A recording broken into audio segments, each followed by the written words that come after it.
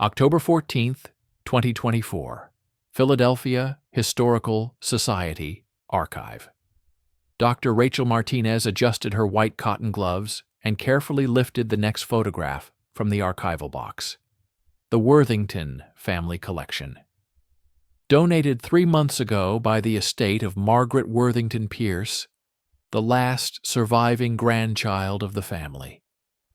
90 years of Philadelphia high society, preserved in yellowed photographs and crumbling documents. Rachel had been cataloging the collection for 2 weeks.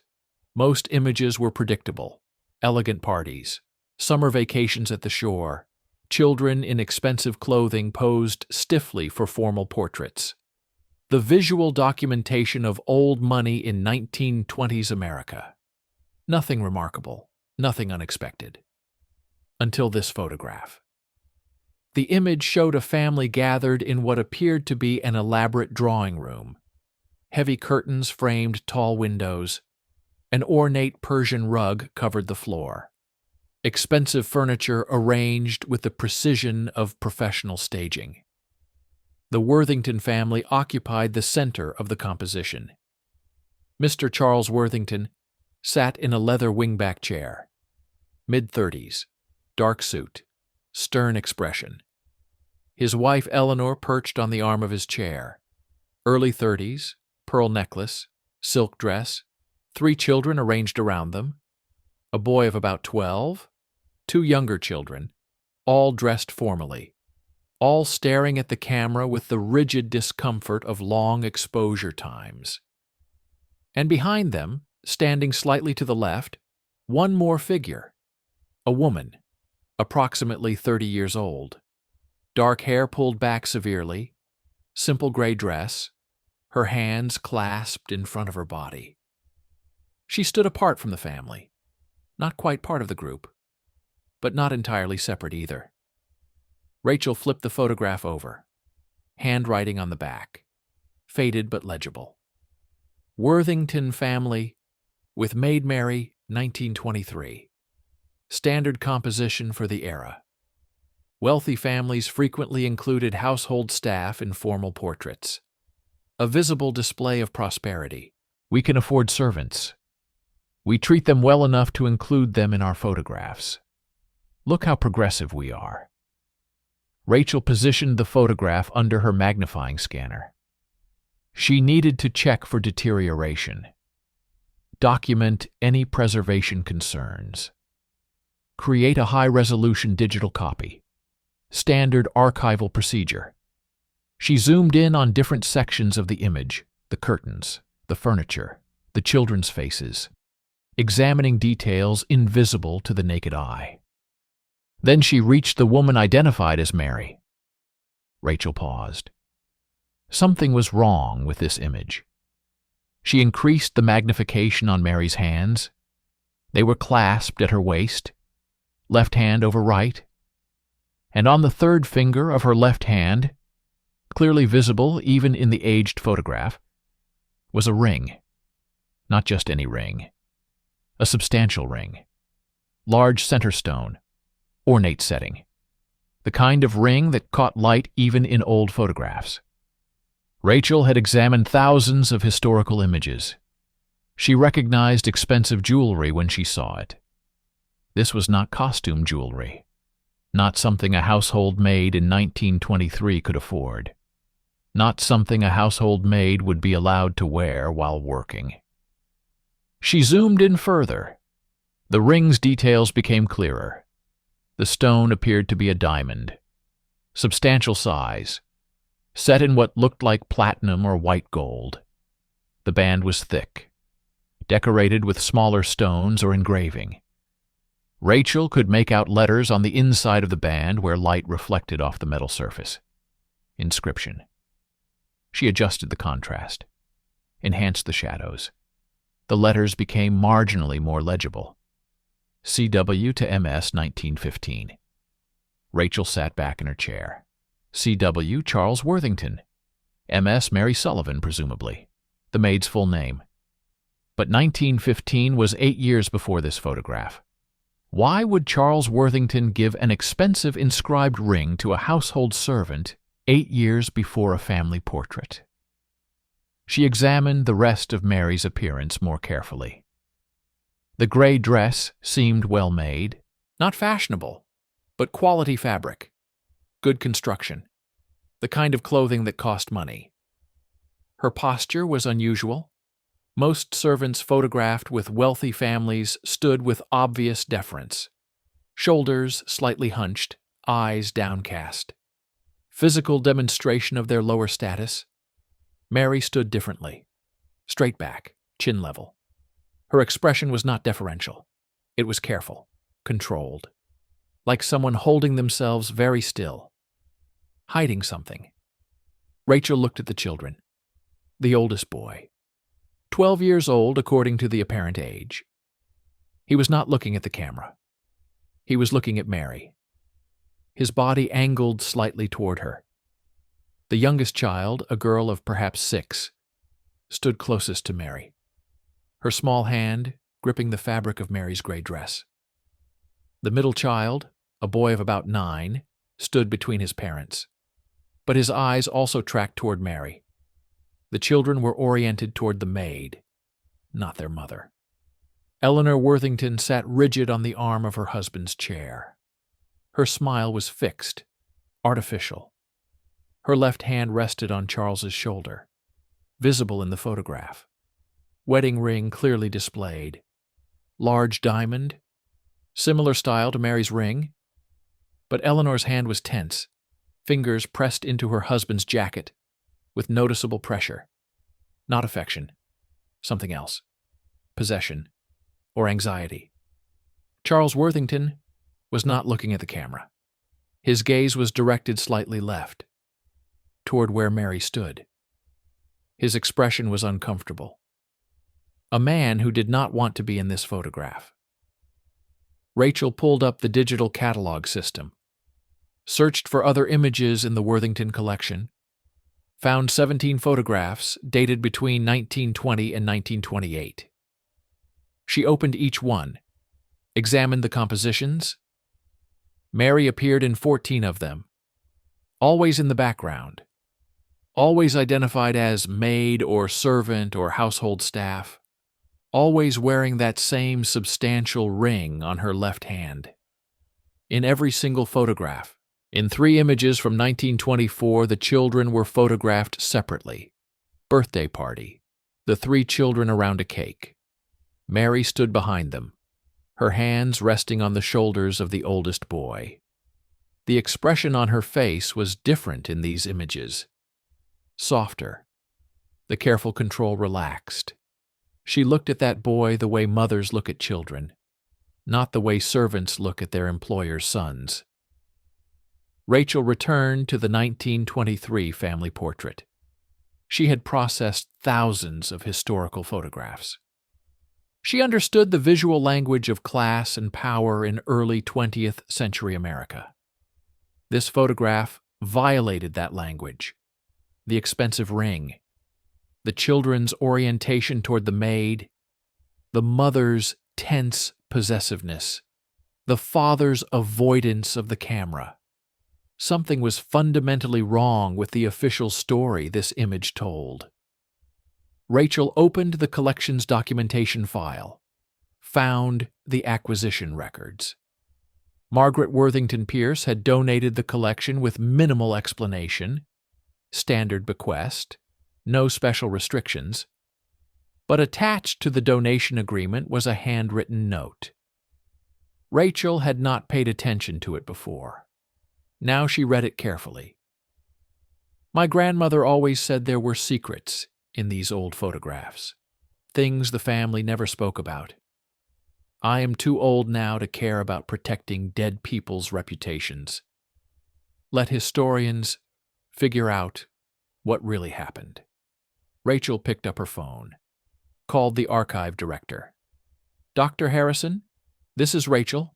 I need to request additional time on the Worthington collection. I have found something that requires deeper research. This is not a simple cataloging project anymore. I think this family was hiding something. and I think the evidence is in these photographs. 2 days later, the Worthington collection no longer felt like just another wealthy family's photo album. It felt like a crime scene. The photographs were evidence.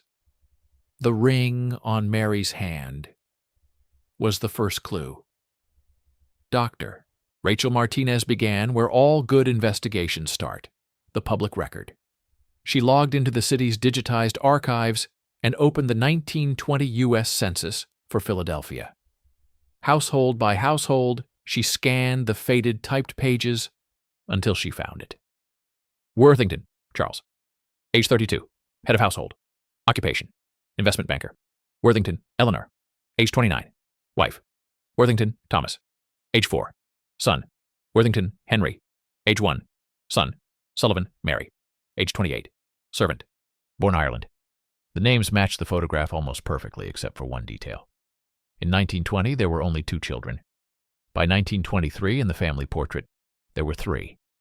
The oldest boy in the photograph looked about 12, not 7. The census said he was 4 in 1920. The math did not add up. Rachel pulled the 1910 census. At that point, Charles would have been 22. No listing for him as head of household. He still lived with his parents on Rittenhouse Square. No Mary Sullivan, no puzzle pieces yet. She switched to marriage records. Philadelphia County, 1910 to 1920. Hundreds of names scrolled past her screen. She narrowed the search. Groom, Charles Worthington. Year range, 1914 to 1918. The database returned 2 results. The first entry made the hair on the back of her neck stand up. February 14, 1915. Groom, Charles Edward Worthington. Bride, Mary Catherine Sullivan. Officiant, Reverend Patrick O'Leary. Location, St. Bridget's Catholic Church, Kensington. The second entry, June 3, 1918.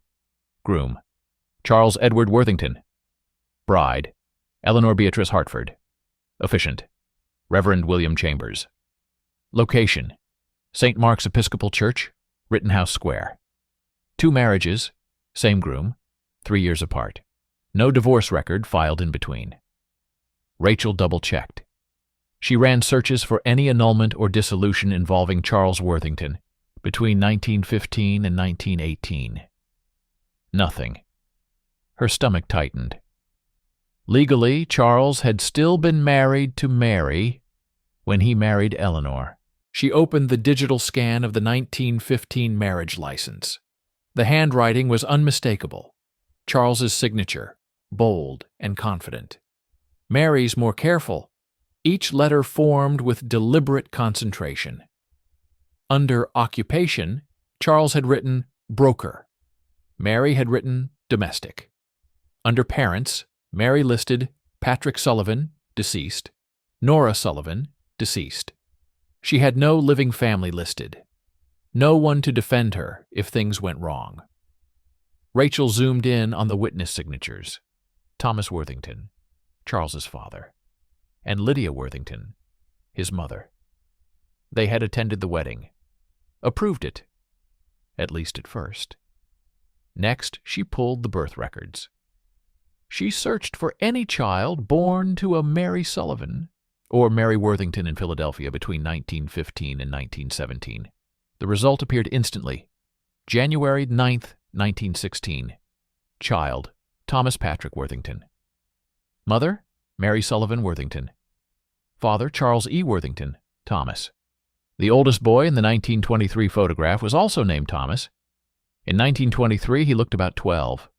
A child born in 1916 would indeed be 7 in 1923. But the Thomas of the photograph looked older than 7, taller, more mature. Rachel opened the 1919 birth records. Another entry, August 2nd, 1919. Child Henry Charles Worthington. Mother, Eleanor Hartford Worthington. Father, Charles E. Worthington. So there were 2 Thomases, one born to Mary in 1916, one credited to Eleanor in later family documents. Or perhaps the names had been adjusted later. Either way, the timeline was clear. Charles married Mary in 1915. Their son was born in 1916. By 1918, Charles had married Eleanor without any legal dissolution of his first marriage. Mary and her son had been pushed into the margins of the record. But if the 1915 marriage existed, why did every later document refer to Mary only as a servant? Rachel found part of the answer in a dusty cardboard box at the back of the Worthington collection.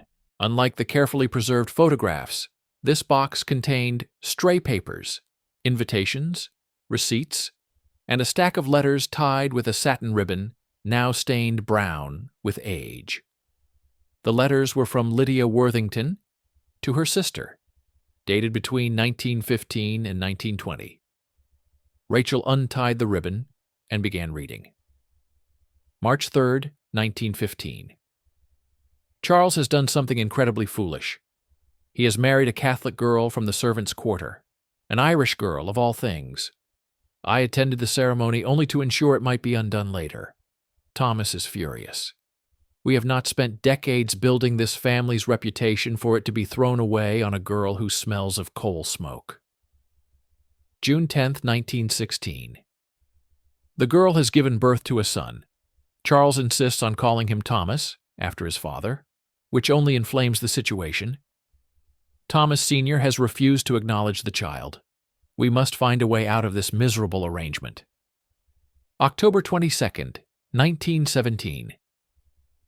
We have started exploring legal avenues. The priest who married them may have failed to file the paperwork correctly. If the marriage can be declared invalid on technical grounds, Charles will be free to make a more suitable match.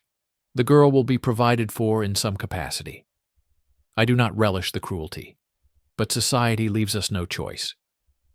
Rachel flipped ahead to a letter from April 1918, written just 2 months before Charles's second wedding. April 5th, 1918. At last progress. Our attorney assures us that, due to certain irregularities, the union with Mary Sullivan can be considered null in the eyes of civil law. The church is more difficult, but we have friends who understand the importance of discretion. There will be no public scandal. Charles has agreed to an alliance with the Hartford family.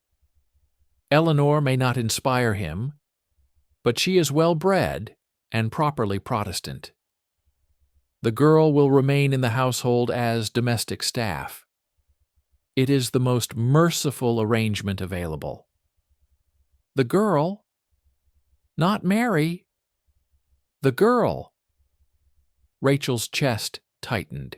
Legal language and social maneuvering had transformed a wife into a servant, a mother into an employee. The ring on Mary's finger in the 1923 photograph was not an inappropriate piece of jewelry. It was evidence that she refused to surrender the only visible proof of who she truly was. Rachel searched through the box again and found a small velvet jewelry case. Inside was a photograph of a ring, not the ring itself, just a photograph mounted on stiff card. Along the bottom edge, in elegant handwriting, engagement ring, commissioned for Charles and Mary, December 1914. The ring in the photograph matched the ring on Mary's finger in the 1923 family portrait perfectly. Same large central diamond, same intricate filigree along the band. Rachel held the photograph next to the scanned image on her monitor. There was no doubt. CW to MS 1915, Charles Worthington to Mary Sullivan. Engagement ring turned wedding ring. Still worn by Mary 8 years later while the world addressed her as maid. Rachel wondered why the actual ring was not in the collection. If it had stayed with Mary, or her descendants, it would not have been donated with Worthington family property. The absence of the ring suggested that Mary's line had separated from the family entirely at some point. She turned to Eleanor's diary next. The leather-bound book had been catalogued, but not yet read. Rachel opened it to the earliest entries June 1918, just after Eleanor's wedding to Charles. June 6, 1918. Today I arrived at my new home as Mrs. Charles Worthington. The house is magnificent. Staff everywhere. Mother says I must remember my station and behave accordingly. Yet something did not match my expectations. There is a woman in the kitchen, Mary. She is introduced as the housemaid, but I have never seen a maid addressed with such familiarity. The way Charles speaks to her, I cannot quite describe it. As though there is history I have not been told. July the 2nd, 1918. I confronted Charles about Mary tonight. He admitted more than I expected. She is someone from before, as he put it. He insists the matter is settled, that his parents have arranged everything. The girl and her child will remain in the house in service capacity. It is, apparently, the best solution for all. I am to be gracious. I am to remember my duty as Mrs. Worthington. I do not feel gracious. I feel like a guest in my own marriage. September 14th, 1919. Henry was born last month, my son, our son, and yet when he cries, he reaches for Mary. She is the one who soothes him. The older boy, Thomas, clings to her constantly. He calls her Mama when he thinks no one hears. I corrected him once in front of Mother Worthington, and was later scolded for it. We do not make scenes over trivial matters, she said. Appearances are what matter. People must see you as the mother, Eleanor. How the children feel is secondary. December the 3rd, 1921. The photographer came today. Family portraits for the holiday. I was instructed to sit on the arm of Charles's chair with the children arranged around us. Mary was positioned behind, like a piece of furniture, a prop. Yet every time I looked at the children, their eyes drifted toward her. The youngest reached back for her hand. The photographer told her to move it. The maid should not touch the children in the formal portrait, he said. I wanted to scream. Without Mary, this household would collapse.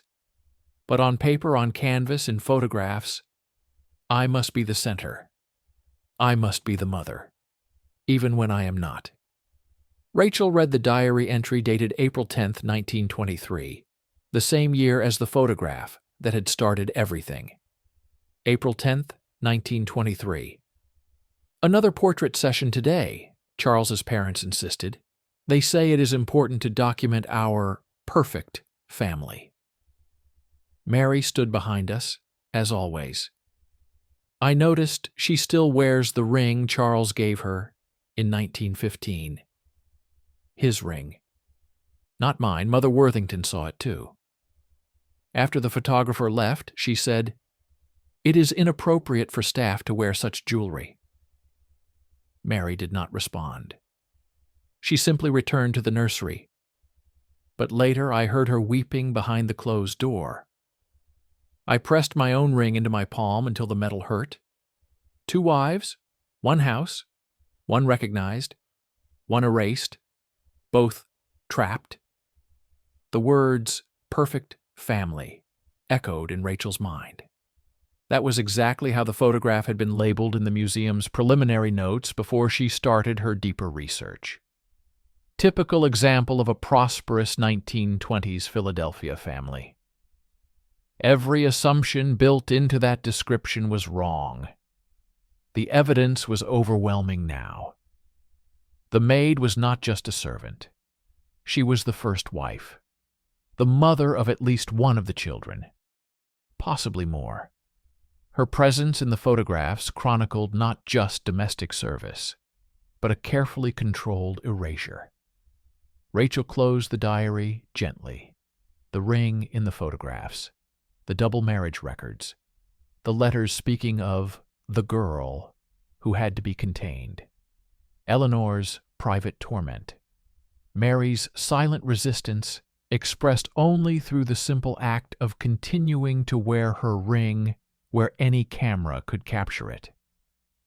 The Worthington collection was no longer a neutral archive. It was a record of how one woman had been written out of her own life story while still living in the same house. Now Rachel needed to answer the next set of questions. What had happened to Mary? What became of her son? And why, after decades of silence, had the last Worthington descendant written that note inviting historians to figure out what really happened? The ring had told its part of the truth.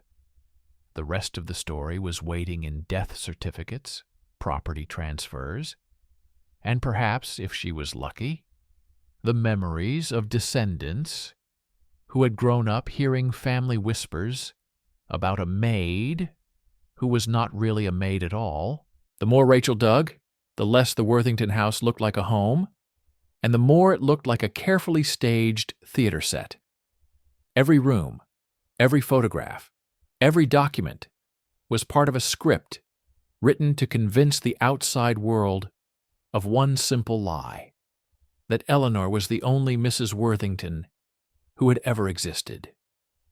But the paper trail refused to cooperate. She started with death records.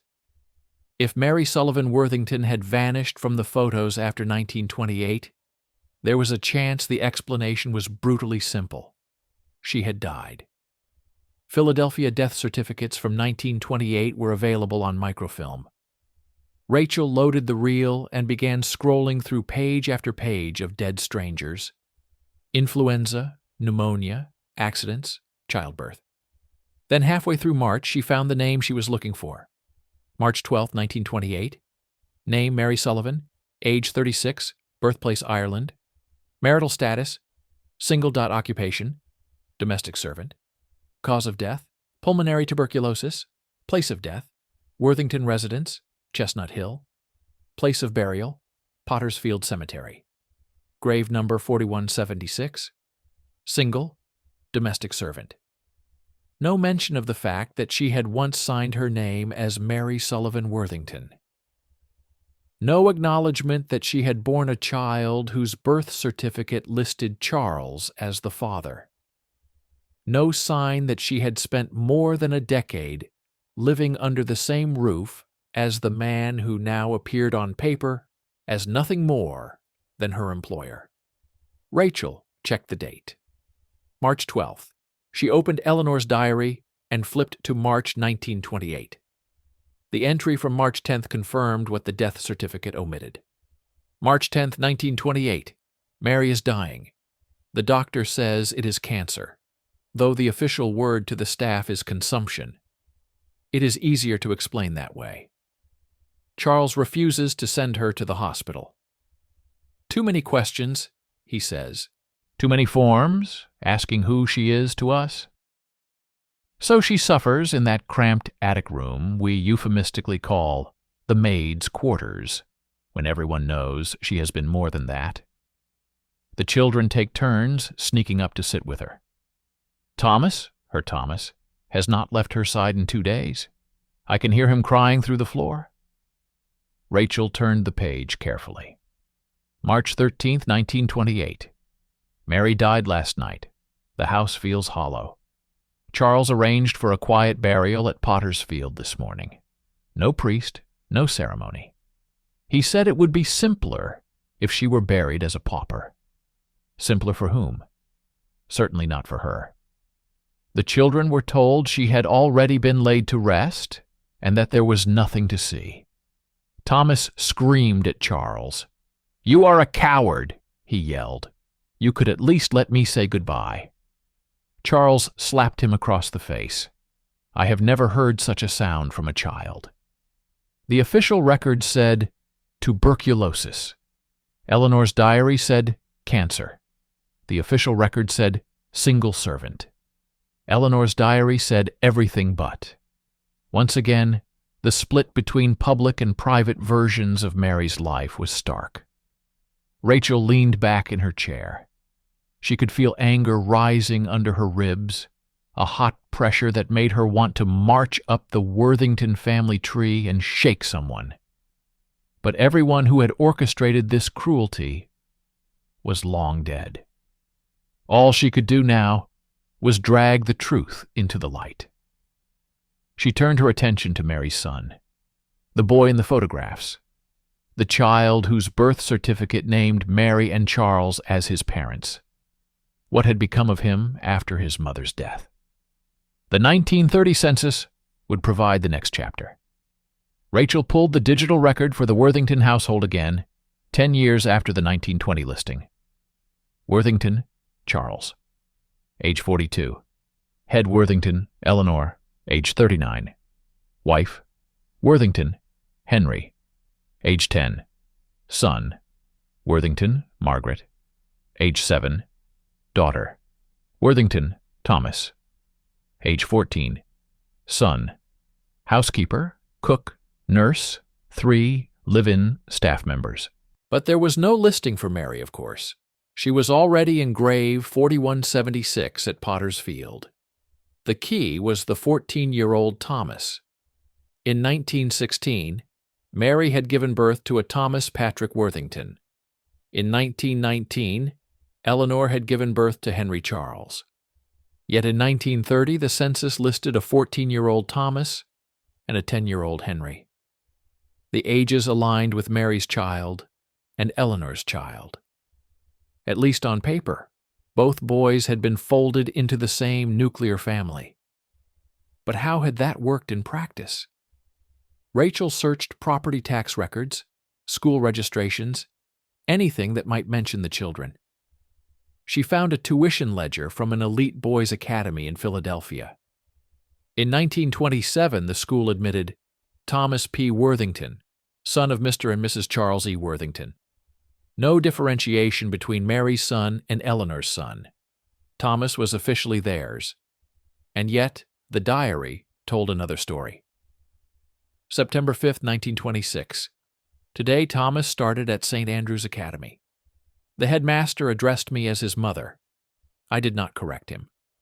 Part of me wanted to shout, "No, you are wrong. He belongs to her, not me." But Mary stood behind us, holding Henry's hand, and she gave me a look I will never forget. A kind of weary gratitude, as if to say, if you must wear the name for him on paper, then at least wear it well. I promised her with my eyes that I would. Rachel studied that sentence several times. It captured the twisted compromise at the heart of this household. Legally, socially, Eleanor was mother. Biologically, emotionally, Mary was. The two women were locked in a painful, unequal partnership that none of them had chosen willingly. Rachel needed a living voice. Documents and diaries could only go so far. She pulled the donation file again and reread the note from Margaret Worthington Pierce, the last surviving grandchild, the woman who had written, "Let historians figure out what really happened." Margaret had died 6 months earlier at the age of 95, but Rachel discovered that Margaret had 2 sons who were still alive. One lived in Boston, the other in Seattle. Rachel emailed both, requesting an interview about their family history. She did not mention Mary in the initial messages. People were more likely to talk if they did not feel immediately threatened by uncomfortable topics. The Boston son, Andrew Pierce, responded first. He agreed to a video call. His face filled Rachel's laptop screen. Late 60s, white hair, sharp blue eyes. The Worthington features had carried on. "Thank you for speaking with me, Mr. Pierce," Rachel began. "I've been working with your grandmother's donation, the photographs and papers from the Worthington estate. There is a lot of rich material there, but I'm particularly interested in someone who appears frequently in the early images, a woman named Mary. On the back of several photos, she's labeled as maid. Did your grandmother ever mention her?" Andrew exhaled slowly, like someone who had been waiting for this question without knowing it. "Oh, Mary," he said. "Yes, we heard about her. Not from my grandmother, mind you. She never said her name. She would refer to that woman or the Irish girl. But my mother told us more. She said there was a scandal once, before Eleanor married my great-grandfather. A marriage the family pretended hadn't happened. A child they pretended was Eleanor's. Rachel's heartbeat quickened. Did your mother say how she knew?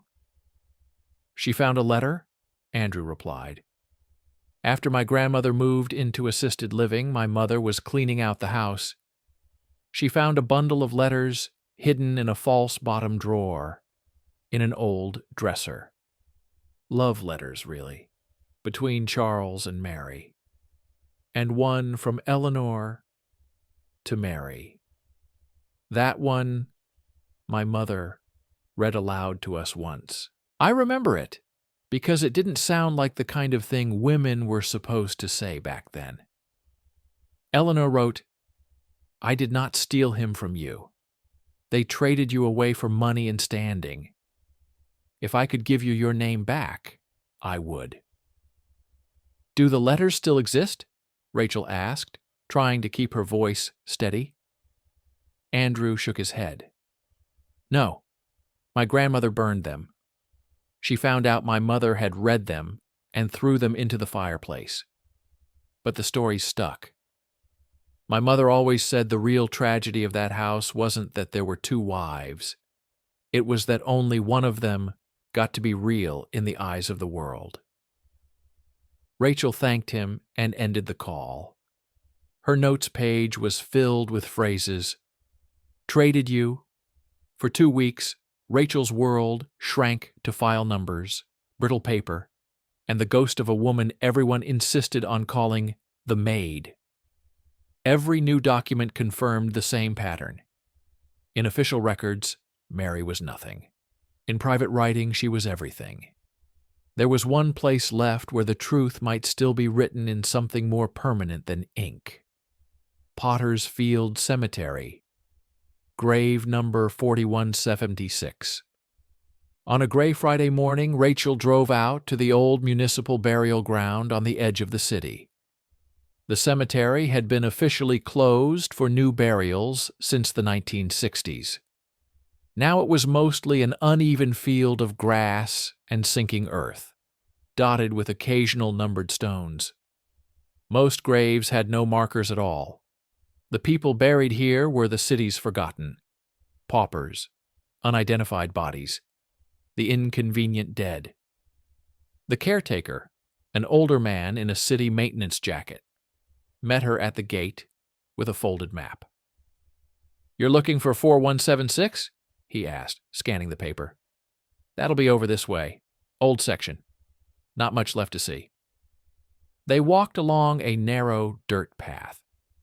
The wind cut through Rachel's coat. The caretaker stopped near a patch of bare ground with a single crooked metal stake protruding from the soil. A rusted metal tag hung from it, stamped with faint numbers. Here we are, he said. 4176. Records say Mary Sullivan. Died 1928. No stone, no name, nothing to indicate that this was once the body of a woman who had worn a diamond ring and raised 3 children in a house with a ballroom. Rachel stared at the patch of earth. So that's it, she said softly. This is where they left her. For most of them, yeah, the caretaker replied.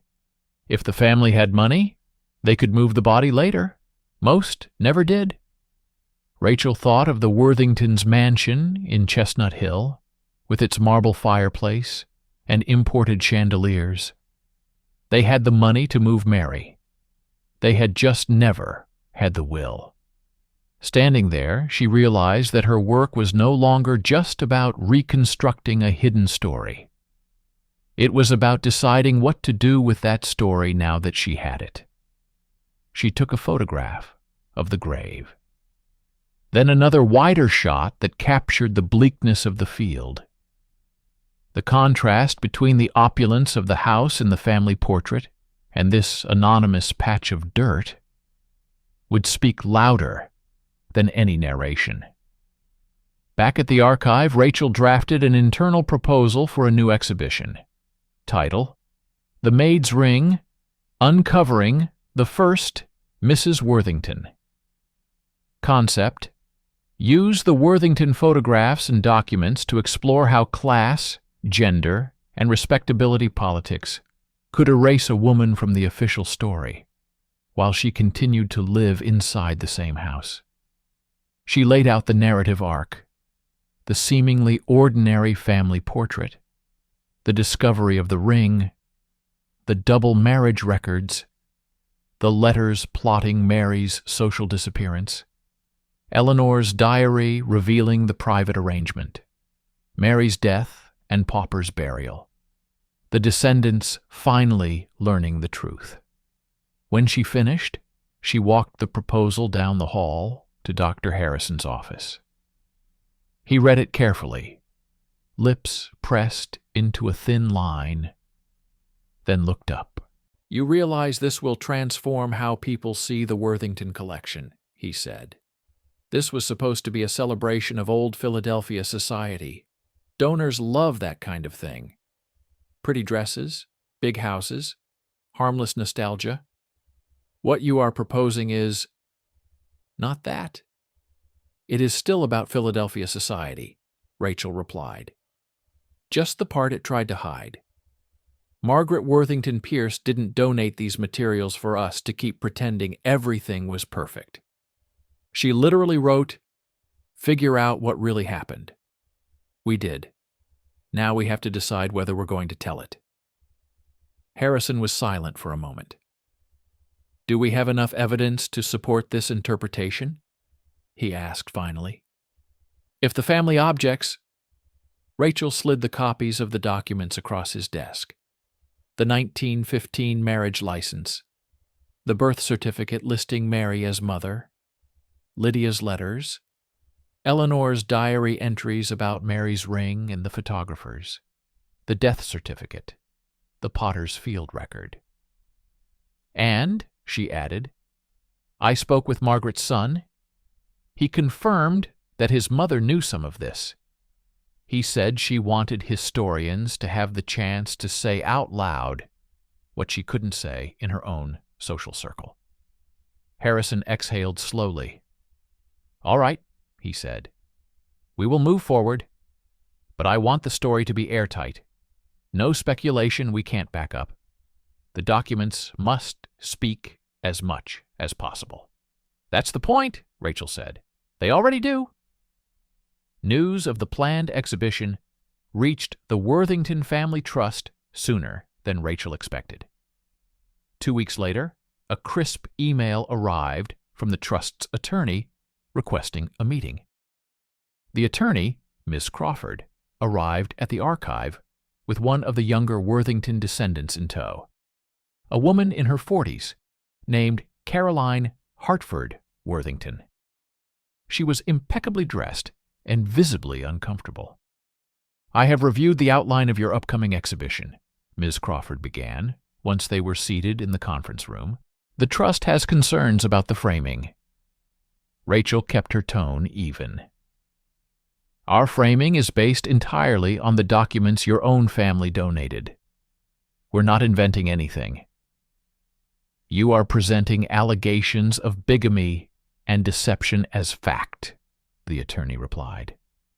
"Charles and Eleanor Worthington are key figures in this city's philanthropic history. Their names are on hospitals, schools, museums. This exhibition could damage that legacy." Caroline shifted in her seat. "My grandmother knew there were complexities," she said quietly. "She told us there was a woman the family treated unfairly. But she also asked us not to drag old scandals into the light."